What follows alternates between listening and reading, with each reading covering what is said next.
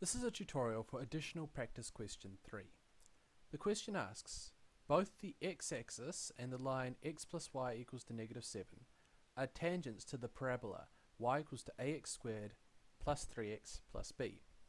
Find two equations satisfied by a and b and hence find the equation of the parabola. So it's basically asking us to solve for these two unknowns, a and b. So if we go and look at what this situation is describing, we've got our parabola, well, we've got our axes here, and we've got a parabola, and this parabola, for whatever reason, has a tangent along here at x equals to 0, and it has a tangent on the line x plus y equals to negative 7. So that will look something like this, right? And where these points are tangents, so it actually cuts here. X plus y equals to negative 7. What am I doing?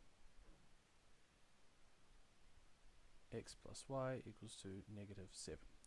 Okay?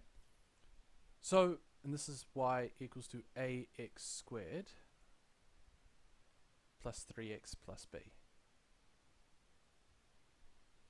Now, the important thing here is to note that this line and this line are both tangents. Now, what does tangent mean? Well, the obvious meaning is that it has the same gradient as the curve at that point. So where they intersect, here and here, these lines all have the same gradient. But there's a more important thing for our immediate concern. Because this is a parabola, it means that the tangent is only going to come close, close, close, and then touch at this point, and at no other.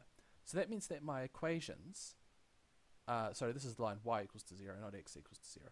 So my equations, if I try and solve for the intersection of these two, that is, I solve 0 is equal to ax squared plus 3x plus b, and solve, so this is y is equal to negative 7 minus x, and negative 7 minus x is equal to ax squared plus 3x plus b, then what I'll find is that these solutions have repeated roots. Or, alternatively, they have discriminant, i.e., discriminant equal to 0. For these equations, not just for one side, but for the entire equation. So let's call this 1. Let's call this 2. From 1, and the fact that discriminant equals 0, what do we get?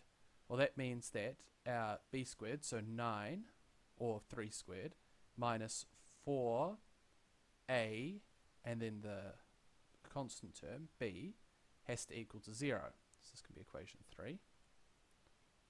Or not yet, actually. Let's say 4ab equals to 9. So this can be equation 3. And then equation 2 gives us what?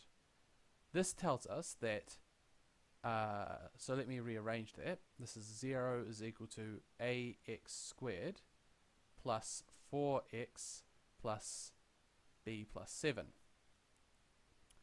And that means that if I take the discriminant of this one, what's this discriminant equal to? Well, it's going to be 4 squared, take 4ab plus 7. And that also has to equal to 0. So what's this? This is 16 is equal to 4ab plus 28. That's equation 4. 4ab here, 4ab here. 28a here, right? 4ab here, 4ab here, so I can actually rearrange this. 16 is equal to 9, so I substitute in sub 3 into 4. What do we get? 16 is equal to 9 plus 28a.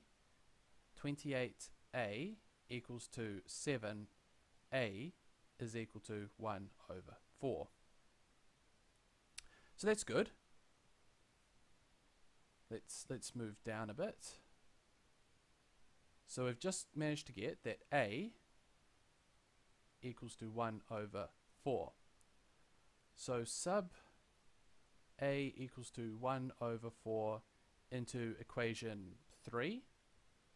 And what do we get? We get 4ab is equal to 9. So 4, 1 over 4b is equal to 9b equals to 9. So that means that our equation should be y equals to 1 over 4x squared plus 3x plus